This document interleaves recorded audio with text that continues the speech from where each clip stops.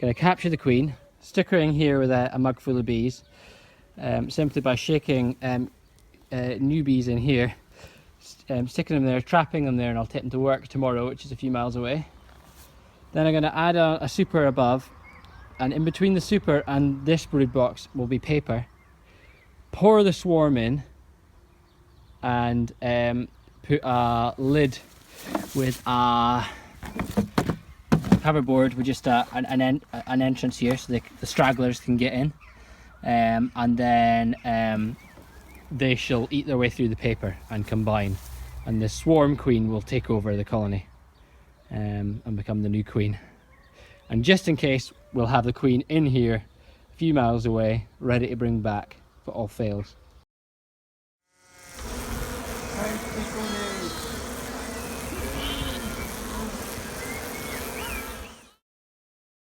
Here are all the pile of dead bees. So there's maybe, what I reckon,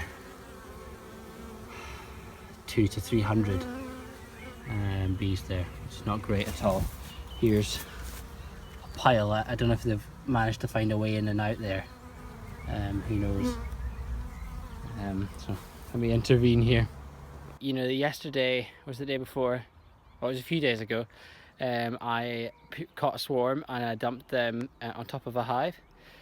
They're supposed to chew through the paper and be friendly by the time they've done that. These bees have done the opposite. They've chewed through the paper. Once they've seen each other, they've decided to have a fight. And if I left them to it, large casualties in both hives, and one of them would succeed. So I'm going to intervene. Going to spray them all with sugar. I'm actually going to spray a little bit of deodorant. It says air freshener, but all I've got is deodorant. So I'm going to spray a little bit of that in, and it basically does is they try and get the scent off, and hopefully that makes them feel like they're brothers and sisters once they've done getting all the scent off. Spray deodorant top and bottom. There's definitely no fighting at the gate at the minute. We shall see. Looking good, they have successfully combined. I'm going to remove the super at the top and try and remove some of the paper. I might just leave it for them to move out. Fantastic. I've got a colony that's queenless at the minute. I'm going to pop her in because you know what, a queen is better than no queen. You're going to slip the queen in there, bend it over, tape it up. This is the wee mating nuck that I had just to keep the queen. I took it a few miles away, see what's going on inside, and see if the queen is still alive. You can see what these guys have done in just a week. They've built comb in a place they're not meant to build comb. I imagine the queen to be somewhere down there in this dark space. She is just there. Now I've got the queen in my homemade matchbox there. Got the queen in my homemade matchbox. Now to introduce it to this queenless hive. So nice hot wax on a hot day. I just squished that in there, and I'll squish it down the side there. I'm actually going to leave a little bit of extra room beside it, and in 4 days' time I shall inspect and see what they've done.